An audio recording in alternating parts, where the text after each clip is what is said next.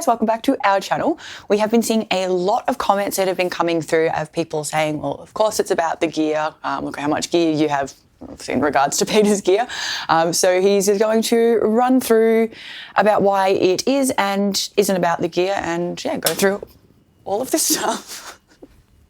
So I've done a few videos about it's not about the gear, and there's always 10 or 15 people say, look at all the gear, the most expensive gear in the world, the best cameras in the world, how dare you talk about it's not about the gear. It's them not getting it, because it's not about the gear, but it is about the gear, but in a different way to what everybody thinks. So I've been working as a commercial photographer, doing everything from shooting still life, food, bands, all over the stuff. So I need a large range of gear to work with. So I need cameras that can handle really high ISOs. I need other cameras that can handle sports and action and things like that. But over the years, as I get more and more into the photography I love, I do less and less of the stuff I don't like. So it's a lot of gear I've bought over the years which hardly gets used anymore because I'm just not shooting that type of stuff anymore. And with my whole thing, it's not about the gear. One of the videos we did, and I'll leave a link at the end, it was a $400 camera, it was a secondhand camera, and a $200 lens. And people didn't get it, what the actual story was. And if you go and watch it, you'll see it's not about the gear. We found amazing light and we had a great model. And it didn't matter what camera I had in my hand, I would have got good pictures. And this is where I'm getting to with it's not about the gear. Sorry to rudely interrupt Peter while he's crapping on about all of his gear, but in case you didn't know, we are coming to Europe in May and June to hold some workshops. There will be a link down in the description for all the information and to book, and we really hope to see you there. Just the gear I've got sitting on this bench, if it was all brand new, I've most likely got $250,000 worth of gear just sitting in here. Might be a bit higher than that.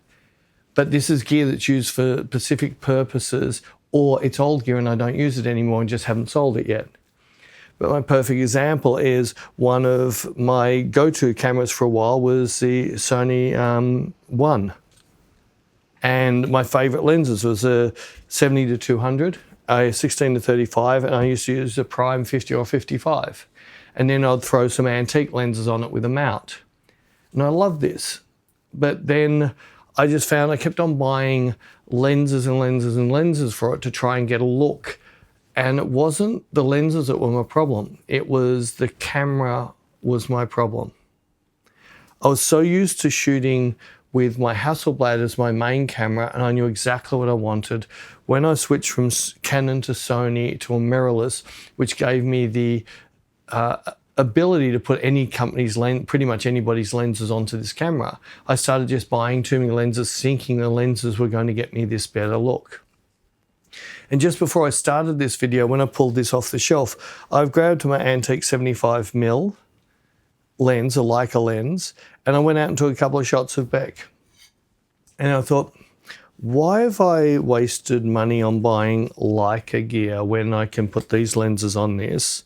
And this has got a much better sensor.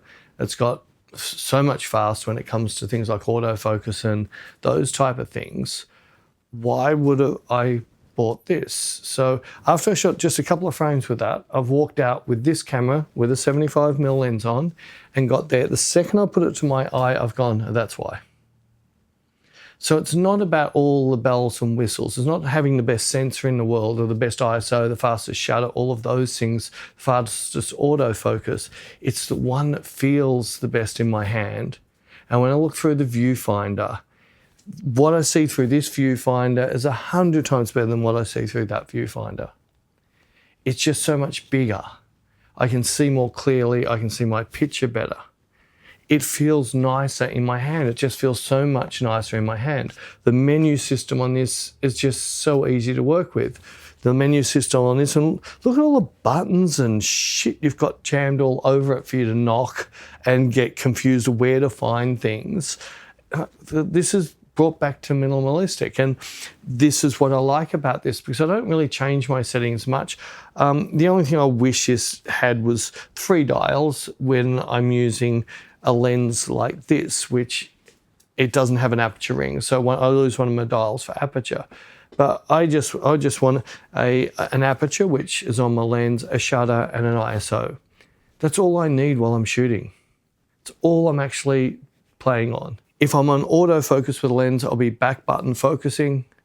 But most of the time I like to be on the manual focusing and manual everything. I just like it running everything so I can make my decisions on the spot. The other big thing that this has, which I don't think any other camera has, maybe a Fuji has, it has a proper highlight alert in it that you can set. So it literally, you can set the alert to go off at whatever number you like. And mine is set at 245. And then once something hits 245 in any of the red, green or blue channel, the whole thing starts flashing and says, Peter, you're an idiot. And that just saves my butt all the time. Moving on from this, so when talking about the gear, so with my Leica bag, I have a few more lenses. I have a 90, a 75, a 50, a 35, and a special little lens that I just bought the other day because I sold my original one ages ago. But I love this little lens. It's a 16, 18, 21. So it just goes click, click, click to 3 different lengths. It's an f4.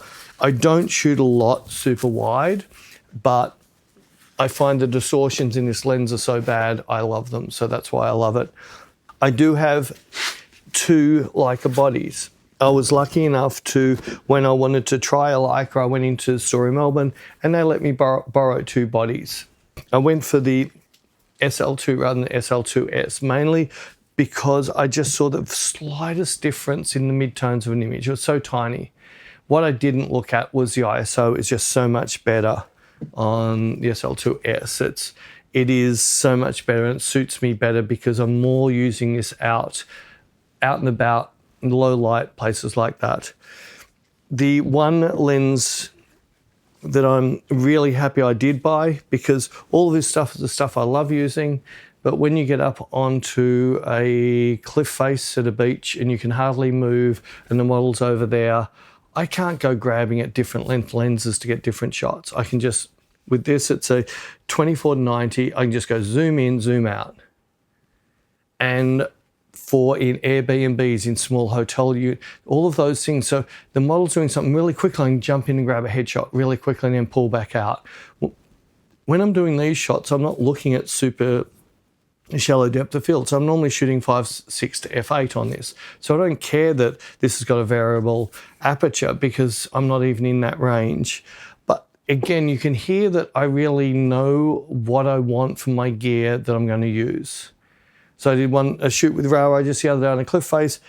I would have hated not to have had that lens. Like even if I had that lens, it would have been no good. I wouldn't have been able to get as wide as I wanted to get. So it's just those things that you learn over time. What gear is the right gear for you, for what you're doing at the time. So if things change tomorrow and I'm shooting food, I'm going to use different gear. Then we go to my Hasselblad bag. So I've got 2 big Hasselblad bags. This bag here is like with spare bodies and gear I don't use very much. But I still use it. Every now and then I use it and I like when I use it, but I really use this. That lens, I don't think I've used this 24mm in 10 years. But I wouldn't sell it because one day I might need it. But with everything in this bag is what is more my day-to-day bag. But even when I say that, the 35mm in here, I don't think I've used in a year and a half. The 50mm I might have used twice in the last year. The 150 maybe 15 times. The 100 maybe 60 times. But 90% of the work I do is on the 80mm. It's my favourite lens on this body. So if I'm just going to go out for a quick shoot, I'm pretty safe just to take that and that. That's all I need. And if I really had to cut this kit back, I could cut it back to 2 lenses. And it just would be the 80mm and the 50mm. And the reason for that is because sometimes the 80mm is just too close when I'm in an Airbnb or something that I'm against the wall. I can't go any further back. And I'd be jumping on the 50mm just to be able to get my shot. That's the only reason. Most of the gear here, I think, I think the SL2S might be the most modern bit of gear I've got here, and I think that's 3-4 years old. In my Hasselblad, I'm jumping back 8-9 years old, even though I just bought a new Hasselblad. I bought a new old Hasselblad. So I bought a Hasselblad which is like, this is from 2010, but I wanted that CCD look. It has a different look. It's there for special shoots only, and that's why I've got it there. It's there for my work, and it's a certain look for my work. That's why I have it. There's no new camera that's come out in the market in the last 3 years that I've thought, oh, I want to buy that. I've looked at the reviews. I've seen all the people doing all their big reviews, and you notice they never own the camera afterwards. They just do reviews. They never use it. They tell you how good it is and how great it is, but you never ever see it in their hands again. As a photographer, you don't want to have to buy a new camera. Well, you don't want to buy a new camera every year. You don't want to buy things like that. And my whole thing is, it's taken me 30 years of being a commercial professional photographer, buying way too much dumb shit, to know that I'm the best person to talk about. It's not about the gear. What it is about the gear, when this thing is in my hand, so two things. This thing in my hand with 80mm lens on, it's like I'm just at home. It's like a car that I've driven all my life. I've only ever owned one car, and it was it. I know where every button is. I know how it feels. I know all the ins and outs of this, and I know how to create with this.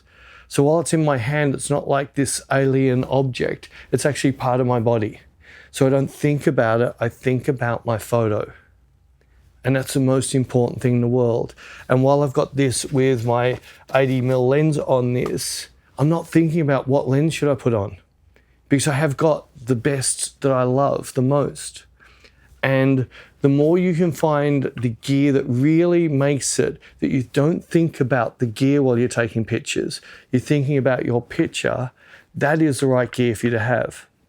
Unfortunately, you might have to do what I did, spend a bit of time buying shit and having to sell it again, or stop looking at YouTube channels about buying new gear. Just be happy with the gear you've got. Because if you've had a camera for 2 or 3 years, it's already fitting into your hand. It's already part of you. You know it inside and out. You don't second question. You got your favorite lens, you got your favorite camera. You don't need another camera. And if you look really carefully, go look up some of the biggest photographers in the world. You see most of them had their favorite camera and still shoot on their favorite camera, and it could be old, unless they've been sponsored by camera companies. They always want us to take on new stuff. I know it's a bit of a rant, but I keep on getting these comments, oh, it's all right for you, you have all this gear. But I go back again and say, I'm most likely one of the best people to talk about gear because of the money I've wasted on gear. And now that I know what I'm shooting, I know what I want in my hand, and I know that's going to give me the very best pictures, because I'm not thinking about my camera, I'm thinking about my photo. So we hope you guys enjoyed that. If you did and want to see some more, I'll put some other videos of Peter talking about gear on the screen now.